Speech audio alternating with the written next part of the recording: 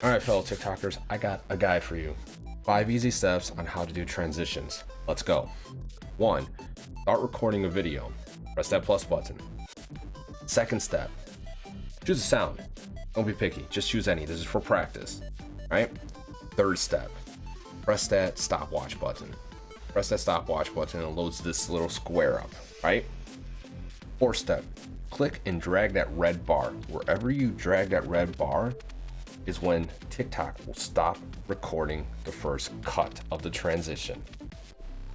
Fourth, actually no, this is 5 now. And count. Start shooting. After that clip is done, that's your first transition to the following. That's it.